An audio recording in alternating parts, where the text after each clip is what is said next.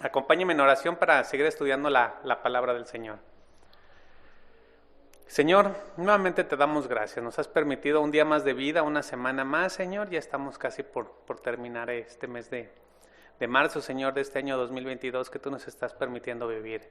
Gracias por permitirnos estar aquí, Señor. Te agradecemos tu misericordia, tu bondad. Te agradecemos la provisión, Señor, porque hasta este día nada nos ha faltado. Y aprovechamos, Señor, para ponernos delante de ti y pedirte, Señor, que nos ilumines con tu palabra, que la podamos discernir. Danos, Señor, de eso que necesitamos para poder, Señor, atesorarla, de ese deseo, Señor, de tenerla en nuestro corazón. Te damos gracias, Padre, en el nombre de tu Hijo, nuestro Señor y Salvador Jesucristo. Amén. Pues esta es la enseñanza número 72 de nuestra serie en Palabras de Jesús. Ya estamos en la 72 y nos falta poco para terminar con nuestro libro de estudio, que es Lucas. Y el título de la enseñanza del día de hoy se llama Jesús ante Pilato. Así que prepare su Biblia si es tan amable. Pero mire, antes de ir a nuestro libro de estudio, que es el Evangelio de Lucas, tenemos que hacer mención de algo. Hoy vamos a tocar muy pocas palabras de nuestro Señor Jesús, que es lo que normalmente estudiamos, porque debemos de concluir con un pendiente que prácticamente solo encontramos en el Evangelio de Mateo. Así que, por favor, vaya al libro de Mateo. Y mientras busca ese libro, le platico que cuando la traición en el Getsemaní se llevó a cabo, Judas regresó a casa de Anás. ¿A qué regresó a casa de Anás? Regresó a cobrar las 30 monedas. Él estaba ansioso por tener el dinero, había vendido al Señor, así que apresuró la marcha. Él había cumplido su parte del trato y ahora era momento de recibir la paga. Todos cuando hacemos un trabajo queremos que nos paguen, ¿no? Así lo veía él. Así que con paso veloz, rápidamente se dirigió a los líderes y sin más le entregaron lo que habían acordado. Ahí está su bolsa con sus 30 monedas. Para Judas, este era el momento ideal de salir huyendo. Esta era la oportunidad perfecta para desaparecer del lugar. Este era el momento oportuno de regresar a su tierra o a cualquier otra parte. Es decir, cambiar de aires, cambiar si quieren hasta de nombre. Era el momento preciso de irse, dejar todo atrás, si se puede decir de esta forma, hasta olvidar el pasado. Ese era el momento preciso cuando le pagaron, pero ¿sabe? Judas no lo hizo. Judas se quedó, tal vez se quedó por morbo, por insana curiosidad, pero él se quedó. Él quería ver qué era lo que le pasaría a Jesús, qué le harían. Y ahí en el patio donde estaba Pedro, donde había negado al Señor, estaba otro de los 12, estaba Judas Iscariote. Estaba ahí escondido entre las sombras, abrazando la paga que le habían dado.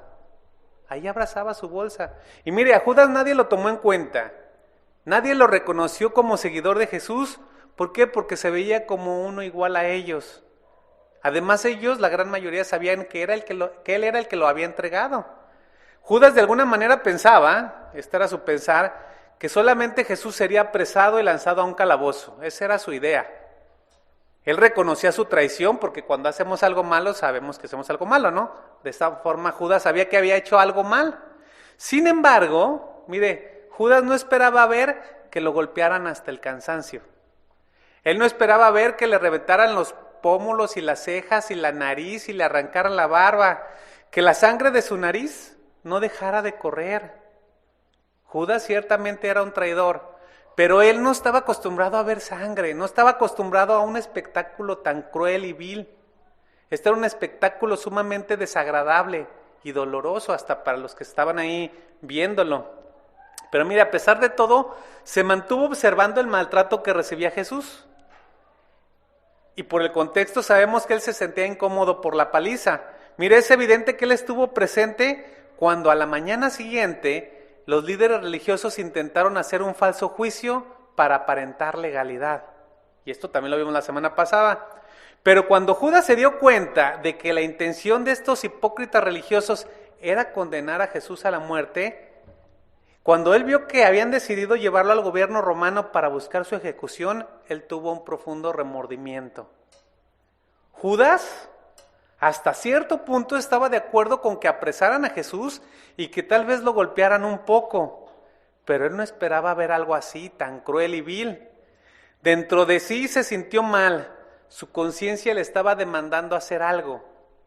Incómodo por el trato que estaba recibiendo Jesús y lo que planeaban hacer, él dijo, ¿qué voy a hacer? Él no esperaba que su traición llegara a tanto. Así que desesperado por su culpa, intentó deshacer lo que ya había hecho. Eso es como cuando queremos arreglar algo que hicimos mal y no sabemos ni cómo salir del paso. Vaya a Mateo 27:3, por favor. Mateo 27:3. Vamos a ver qué aprendemos de estos versículos.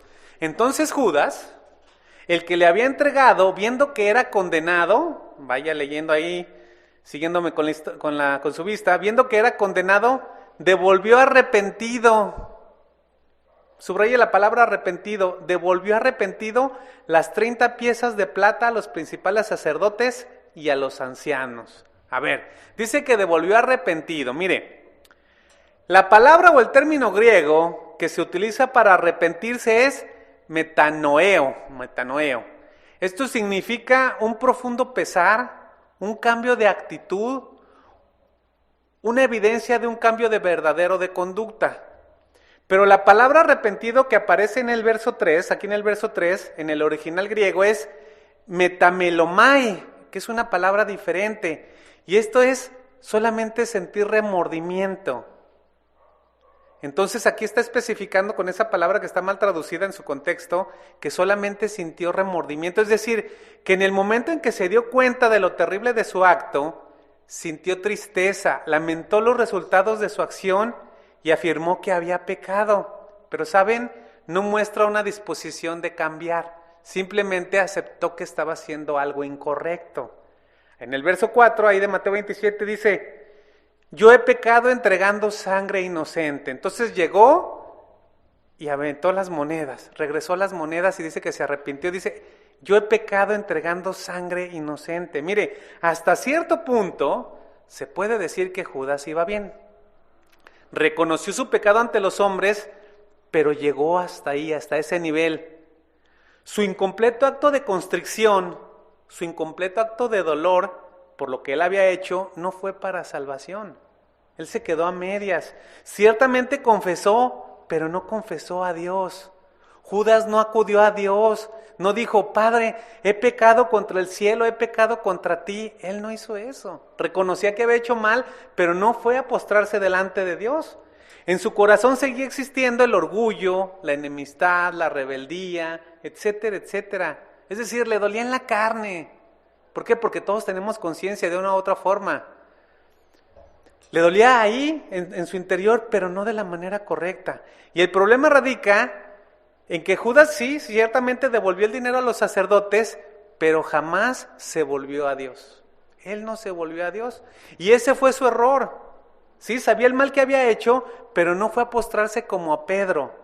Él no cayó de rodillas pidiendo perdón a Dios. Mire, Pedro salió amargamente y lloró. Luego se puso a cuentas con el Señor, que es algo que nosotros como cristianos debemos de hacer cuando pecamos. Pero Judas no lo hizo.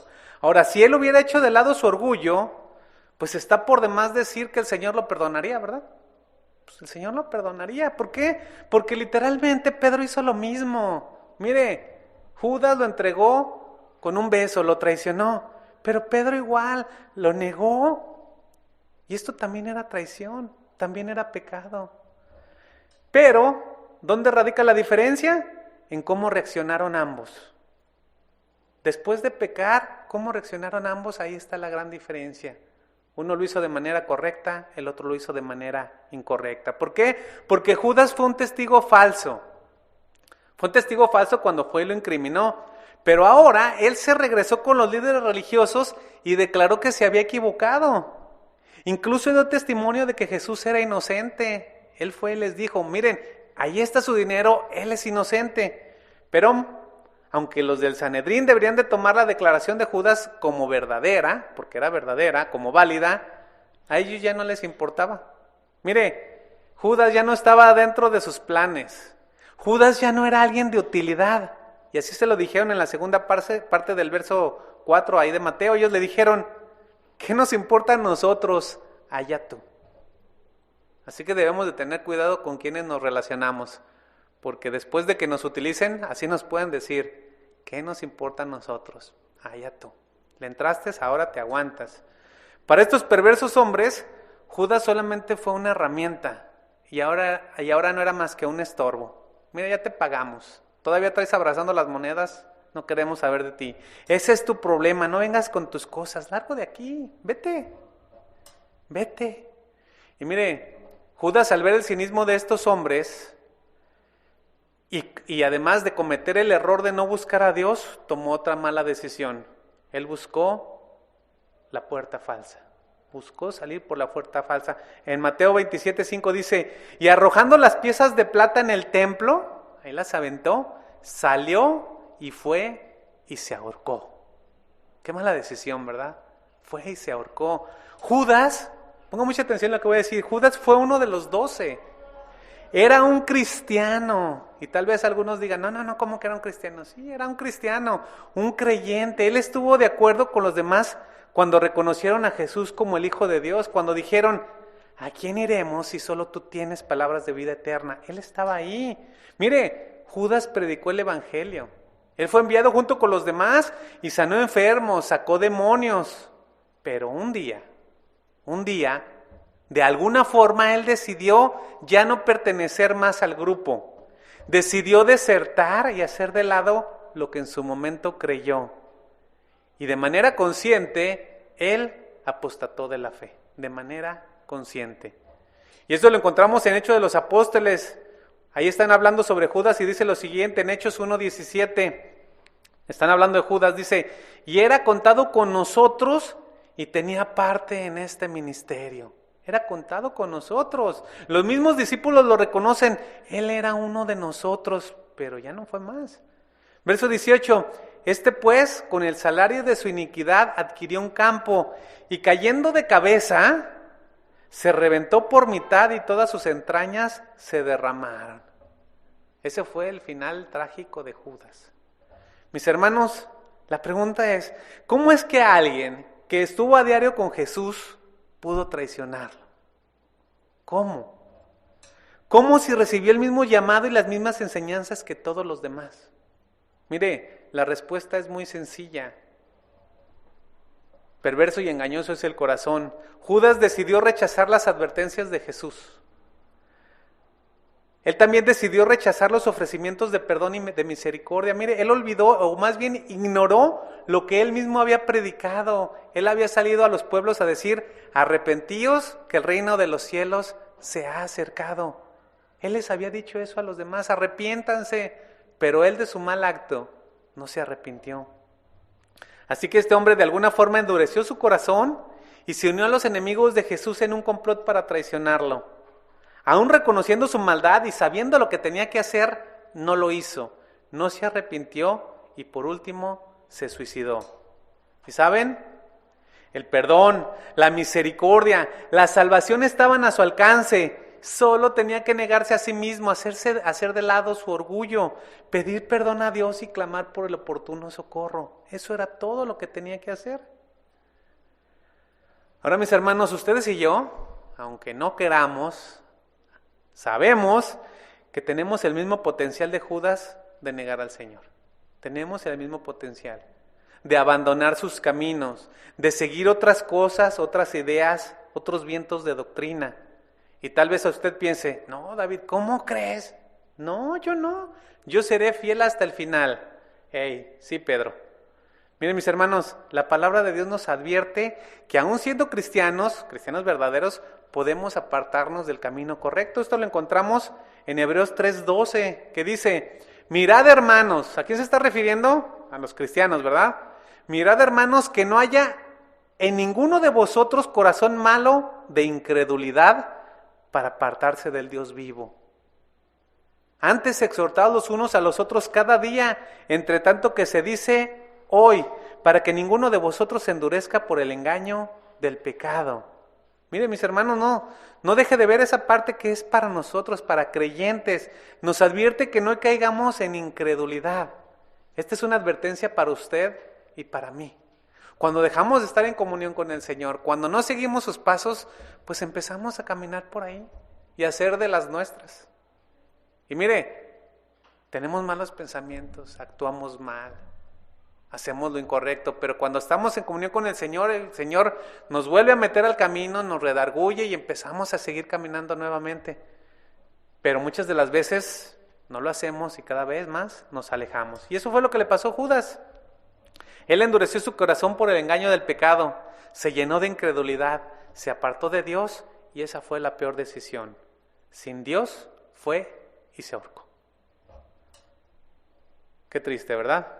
Y así hay muchas personas que estaban con nosotros y sacamos de contexto un versículo que dice, pero salieron de nosotros para que se manifestara que no eran de nosotros. No, no va por ahí, mis hermanos, pero bueno, eso ya lo veremos en otra ocasión. Continuemos con la historia. Por su parte, todo el grupo de líderes religiosos habían condenado a Jesús a la muerte. El concilio, rodeado de una muchedumbre, marchó de manera unánime al cuartel temporal de Pilatos. Vamos a Lucas 23:1, por favor, que es donde nos quedamos la vez anterior, nada más que necesitaba cerrar la parte de Judas. Lucas 23:1 dice, levantándose entonces toda la muchedumbre de ellos, llevaron a Jesús a Pilato. La pregunta es, ¿por qué lo llevaron a Pilato? Vea que hay un proceso, ¿no? Primero a Anás, y luego a Caifás, y luego este, y luego el otro, y tratan de simular. Ahora están con Pilato. ¿Por qué lo llevaron con Pilato? Porque aunque ellos eran los que querían matar a Jesús, no podían ejecutarle. Ellos estaban bajo el dominio romano, así que ellos no tenían esa autoridad. Si ellos lo ejecutaban, se iban a meter en problemas muy grandes. Ahora, era obvio que habían arrestado a Jesús de manera ilegítima, no se querían meter en más problemas. Por otro lado, Poncio Pilato, estaba al tanto de lo que había sucedido en Jerusalén los últimos días. Mire, Pilato sabía de la entrada triunfal de Jesús en un burrito, él lo sabía. De la purificación que había hecho en el templo sacando a los cambistas y vendedores. También sabía que miles iban al templo a escuchar sus enseñanzas, él lo sabía, pero mire, para Pilato, que era el gobernador en ese momento, estos eran asuntos que no le incumbían. Era para él algo como parte del folclore de la región judía. Y los del Sanedrín de manera unánime llegaron ante Pilato y comenzaron a acusarle. Y mire, vea las acusaciones en el verso 2 de Lucas 23.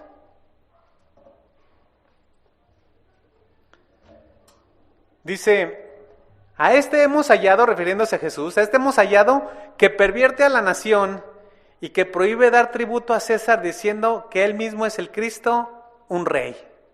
Fíjense nada más, qué vileza de estos fariseos, escribas y saduceos. Ellos hicieron de lado sus diferencias porque entre ellos no se podían ver y ahora se juntaron para hacer válidas las falsas acusaciones contra Jesús. Es decir, los malos se juntaron para ese contra el bueno, ¿no? Ahora, ellos sabían que Pilato no ejecutaría a un hombre por el simple hecho de haber blasfemado, porque la blasfemia era un delito, pero en la ley judía, no en la ley romana. Así que inventaron falsas acusaciones para que el imperio romano se viera amenazado. Y dijeron, este hombre quiere levantarse en armas. Además, está en contra de que se paguen los impuestos y dice que él es el verdadero rey. Y bueno, en algo tenían razón, ¿verdad? Sí era el verdadero rey. Pero nuevamente la falsedad de las declaraciones de estos hombres eran más que evidentes. Mire, no había pruebas para apoyar sus mentiras. No había testigos. No pudieron citar a ninguna fecha o alguna situación que incriminara a Jesús como un revolucionario. Y sobre pagar impuestos, esto ya lo estudiamos hace algunos meses, Jesús mismo había enseñado que se debían de pagar impuestos. Jesús había dicho por ahí como a la mitad de Lucas, dad a César lo que es de César y a Dios lo que es de Dios. Pero a pesar de la falsedad de las acusaciones tan insistentes, es que Pilato accedió a interrogar a Jesús, verso 3 de Lucas 23. Entonces Pilato le preguntó diciendo, ¿eres tú el rey de los judíos? Y respondiéndole él le dijo, tú lo dices, es lo único que dijo Jesús, esta fue la única respuesta. Ahora, ¿qué hace normalmente una persona que va a ser ejecutada? ¿Qué hace? Pues trata de negar que él es culpable, ¿no? Es decir, trata de decir, pues soy inocente, que se haga justicia. Yo no fui, no me maten. Pilato sabía eso, que todas las personas que iban a ser ejecutadas iban a quejarse, pero Jesús no decía ni una sola palabra. Por lo tanto Pilato le dice, oye Jesús, ¿qué no te das cuenta de todo lo que te acusan? ¿No te das cuenta de todo lo que ellos están diciendo en contra tuya? Mira, tú no pareces ni un rey, pero tampoco pareces un criminal. ¿Por qué dicen que eres rey de los judíos? ¿Eres tú realmente un rey? Pero mire, Lucas no entró más en detalle. Pero si vamos al Evangelio de Juan, vamos a encontrar una respuesta más amplia. Vaya por favor a Juan 18:34. Juan 18:34. Jesús le respondió: a ver, Pilato, ¿dices tú esto por ti mismo o te lo han dicho otros de mí? ¿Por qué lo dices? Mire, Pilato realmente lo que quería saber era si Jesús era un posible problema. Era lo que quería saber. Y aquí encontramos que Jesús respondió con otra pregunta. A ver, ¿tú me preguntas o solo estás siguiendo las acusaciones? Entonces molesto Pilato le dijo, en el verso 35 de Juan 18, ¿soy yo acaso judío? Tu nación y los principales sacerdotes te han entregado a mí. ¿Qué has hecho? Ahora era imposible para Pilato entender el problema, entender de qué se trataba. No sabía ni por qué lo querían ejecutar. Él solo veía en Jesús a un hombre inocente. Ahora él estaba desesperado y ansioso por la situación. Él quería terminar con esta charla, con esta interrogación. Por eso le dice, ¿qué has hecho? Dímelo ya para terminar y dar un veredicto. Verso 36, respondió Jesús, mi reino no está en este mundo. Si mi reino fuera de este mundo, mis servidores pelearían para que yo no fuera entregado a los judíos, pero mi reino no es de aquí. Ahora, ustedes y yo como cristianos entendemos a qué se estaba refiriendo Jesús, pero para Pilato estas palabras no tenían sentido. Para él era muy complicado entender, no entendía. Por lo tanto, en el verso 37 le dice Pilato, ¿luego eres tú rey? Entonces, ¿sí eres rey o no? Respondió Jesús, tú dices que yo soy rey. Para eso he nacido y para esto he venido al mundo, para dar testimonio a la verdad. Todo aquel que es de la verdad, oye mi voz. Pilato no entendió nuevamente y dijo, ¿qué es la verdad? ¿Qué es la verdad? ¿Qué es la verdad? Y mire, todo lo que había dicho Jesús era la verdad, pero Pilato ni la entendió ni la creyó. No podía entenderla. De hecho, estas palabras de Jesús eran todavía más sin sentido que las anteriores. Pero como muchos, mire lo que voy a decir, como muchos, Pilato era un cínico. Él pensaba que toda verdad es relativa, y cuando una persona piensa que la verdad es relativa, que no es absoluta, ya está mal. ¿Por qué? Porque el mundo se rige de esa manera, porque el relativismo es ventajoso. Lo que para ti es bueno, para mí es malo y viceversa. ¿Sí? ¿Por qué? Porque si algo conviene, si se obtiene un beneficio, es verdad. Pero si no conviene, pues no es verdad. Eso es el relativismo. Mis hermanos, cuando todo es relativo, cuando no hay una base que sustente la verdad, por así decirlo, se pierde el sentido correcto de las cosas. Por eso el mundo está como está. Cuando no hay una base, no se puede sustentar lo que es moralmente bueno o malo. ¿En qué te basas? ¿Cuál es el punto de referencia? Para ustedes y para mí, nuestro punto de referencia, pues es la palabra de Dios. Él nos marca los mandamientos, lo que es correcto, lo que es incorrecto, lo que debemos y no debemos de hacer. Pero para el mundo no hay una base. Es por eso que el mundo cada vez está más en tinieblas. ¿Por qué? Porque los hombres no aman la verdad. Porque al hombre no le gusta que lo corrijan. Porque al hombre no le gusta estar limitado a reglamentos. Esa es la realidad. Por eso estamos cada vez de mal en peor. Pero a pesar de todo esto, de que Pilato veía todo como relativo, sabía que Jesús era inocente. Para él no había delito que perseguir porque no habían hecho nada ni en contra de él, ni contra los intereses romanos. Vaya al verso 4 de Lucas 23. Y Pilato dijo a los principales sacerdotes y a la gente, ningún delito hallo en este hombre.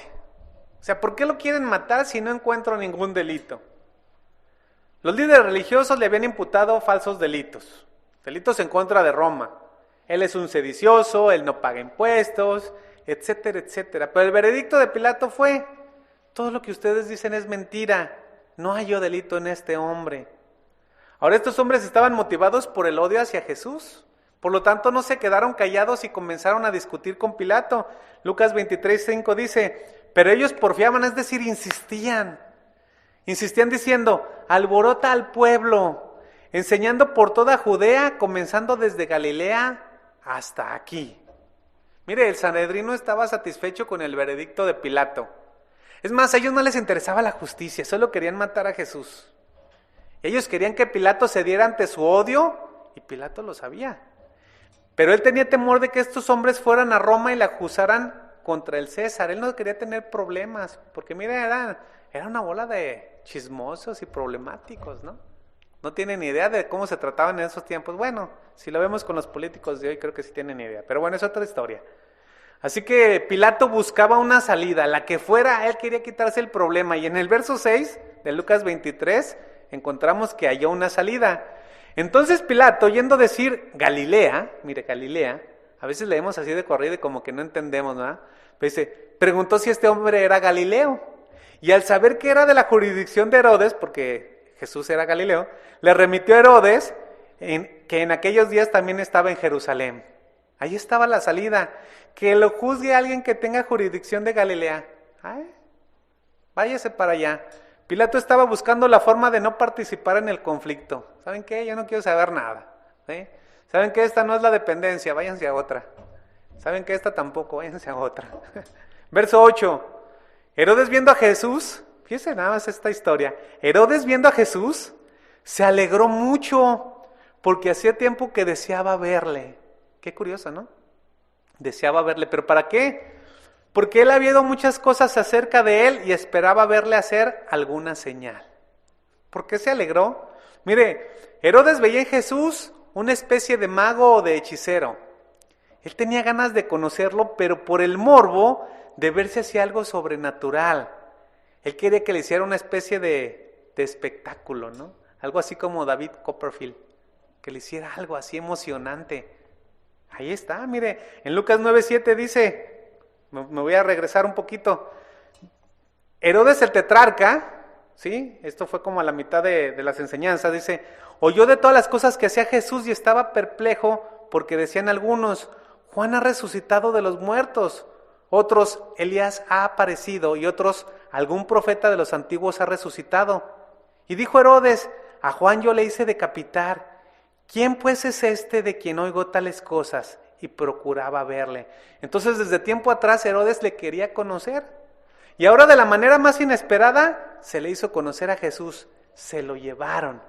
Pero mire, se lo llevaron golpeado. Con sangre pegada a la ropa, a la cara. Con costras literales. Aún así en este estado tan lamentable, Herodes solamente tenía curiosidad de ver de qué era capaz Jesús. Mire, no le interesaba lo más mínimo la situación de cómo había él llegado, ni la legalidad, ni la justicia. Lucas 23, verso 9, dice, y le hacía muchas preguntas, pero él nada respondió. Ahora, ¿qué preguntas le estaba haciendo Herodes? Por el contexto es fácil deducirlo. Eran preguntas como las siguientes. Oye Jesús, ¿cómo le hiciste para alimentar a 5,000? Dime el secreto. ¿De verdad resucitas muertos?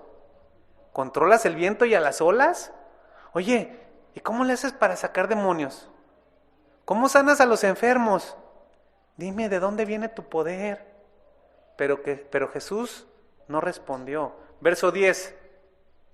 Y estaban ahí con Herodes los principales sacerdotes y los escribas acusándole con gran vehemencia. Seguían a estos hombres lanzando acusaciones a diestra y a siniestra. No se callaban.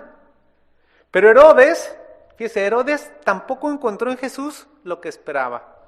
Jesús no hizo nada espectacular, solamente se quedó callado soportando las calumnias. Jesús tampoco parecía ser un peligro. No tenía armas ni soldados. Entonces para Herodes todo esto era solamente un espectáculo. No había motivos de alarmarse ni de juzgar a nadie. Así de sencillo. Pero como era perverso, sí se podía divertir un rato con Jesús, y eso fue lo que hizo. En el verso 11 lo encontramos. Entonces Herodes, con sus soldados, le menospreció y escarneció, vistiéndole de ropa espléndida, y volvió a enviarle a Pilato. Mira nada más. A lo largo de 3 años, Herodes había escuchado de Jesús. Sabía de sus milagros y quería que hiciera algo espectacular frente a él. También sabía lo que predicaba. No era ignorante. Conocía su doctrina.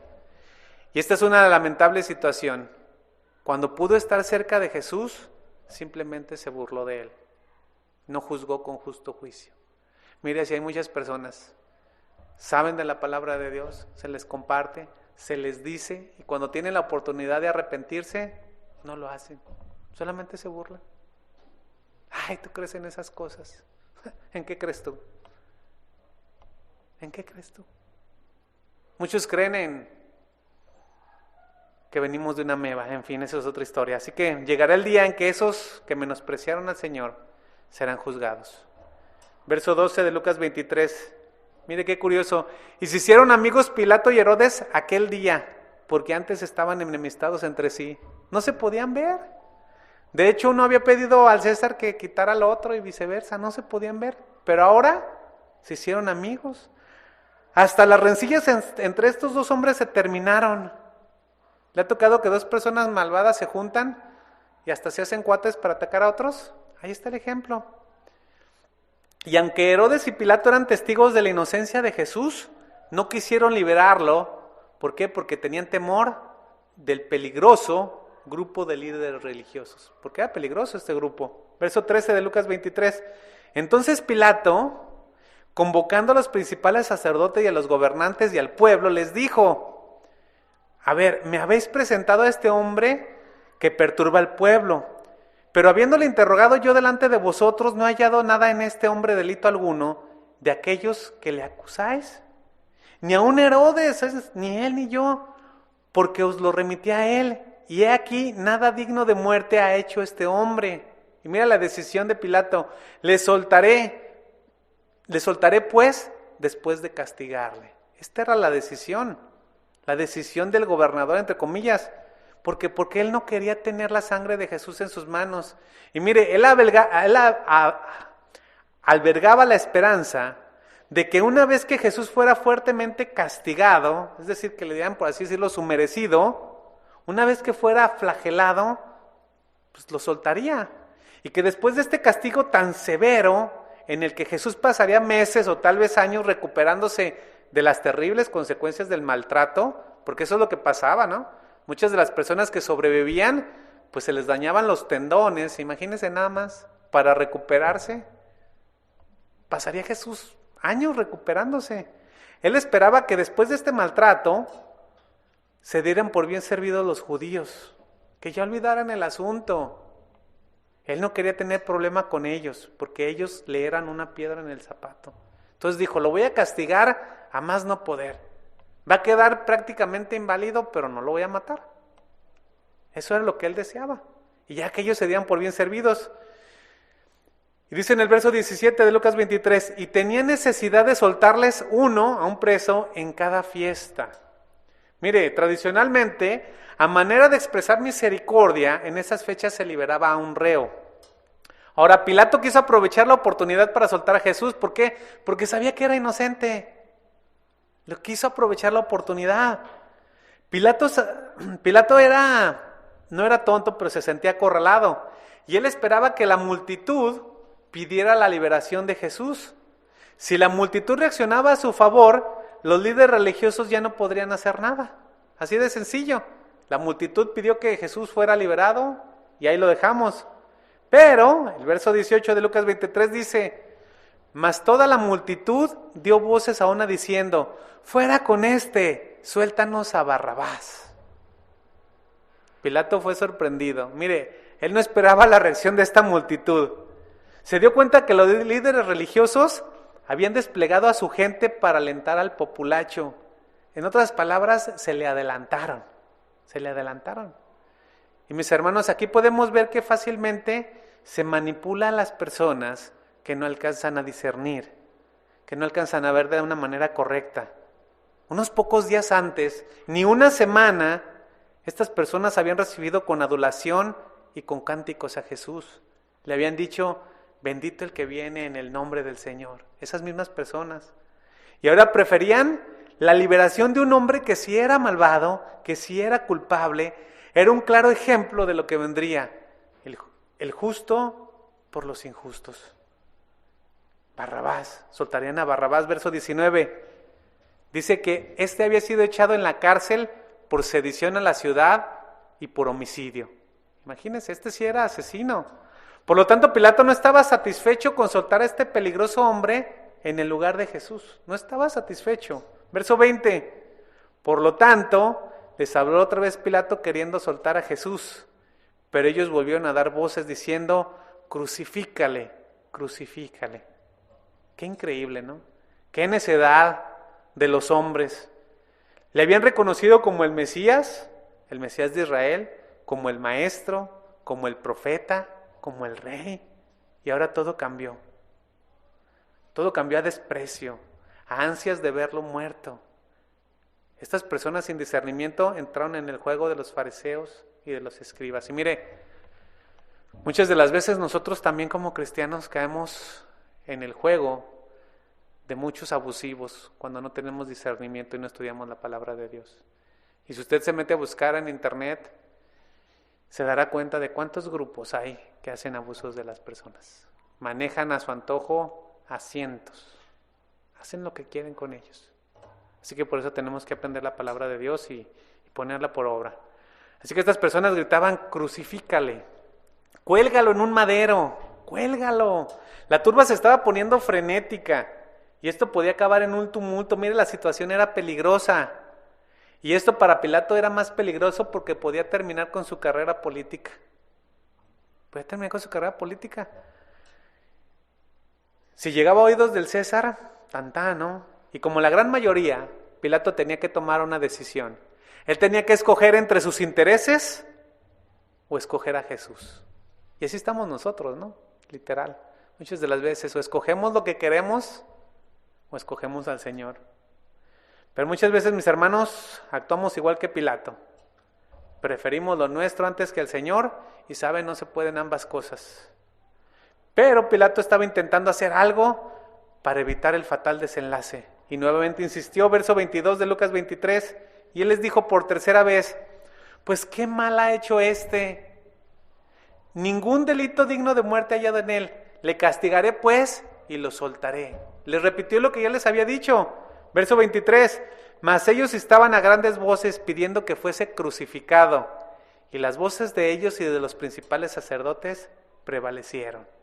Verso 24, entonces Pilato sentenció que se hiciese lo que ellos pedían. Cedió, porque veía su carrera política caer, deshacerse. Fíjese dónde puso sus intereses. En el Evangelio de Mateo dice que Pilato usó una costumbre judía, una costumbre que simbolizaba despojarse de cualquier culpa relacionada con algún evento. Dice que tomó agua y se lavó las manos y les dijo a los líderes, inocente soy yo de la sangre de este justo, inocente soy yo, allá vosotros. Les dio la libertad que ellos hicieran lo que quisieran. De esta forma él pensó en deslindarse de su responsabilidad, pero no fue así. ¿Por qué? Porque él estaba en lo que se suponía un estado de derecho y él tenía que haber liberado a Jesús, pero no lo hizo. Pero lo que es más escalofriante es la respuesta de los judíos que respondieron y dijeron, su sangre sea sobre nosotros y sobre nuestros hijos. Qué respuesta, ¿no? Tan cruel. Mira, no me importa lo que yo haya hecho, tú déjame a mí. Tú déjame a mí. Yo he hablado con personas y a veces les comparto la palabra de Dios y esa es la respuesta que me dan, ¿no? No, ni me digas, tú déjame a mí. Yo soy feliz con lo que hago. Pero mira, te va a traer consecuencias para ti, para tu esposa. No, tú ni me digas. Que caigan las consecuencias sobre mí. Bueno, está bien. ¿Qué hacemos? Ellos asumieron la responsabilidad total de la muerte de Jesús. Verso 25 de Lucas 23. Dice, y le soltó a aquel que había sido echado en la cárcel por sedición, homicidio. Soltó a Barrabás, a quien ellos habían pedido, y entregó a Jesús a la voluntad de ellos. Pilatos literalmente había perdido el control. Era suya la decisión de aplicar la pena capital o de liberar a Jesús. Para eso era el de más alto rango en ese lugar. Pero él cedió ante la presión. Liberó a un homicida y flageló hasta el cansancio a Jesús. Mire, el castigo era tan brutal que muchos de los sentenciados morían durante el maltrato. Además le pusieron una corona de espinas, le vistieron con un manto púrpura. ¿Para qué? para burlarse como si fuera un rey. También le pusieron una caña en la mano para completar el atuendo, como si fuera un cetro real.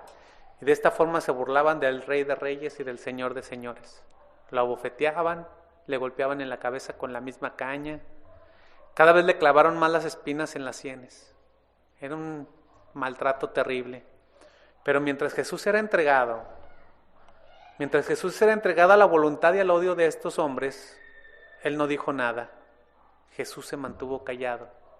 Se mantuvo callado porque estaba cumpliendo con una profecía dicha por Isaías, que dice: angustiado él y afligido, no abrió su boca.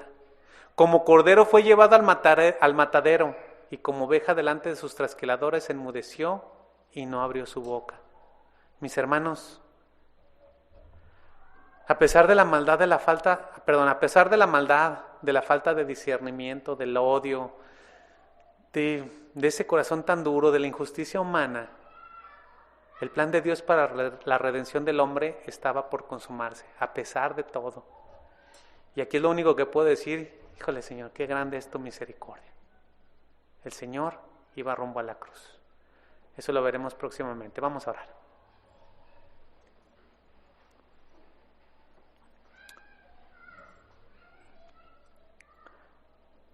Bendito Dios y Padre Celestial, Señor,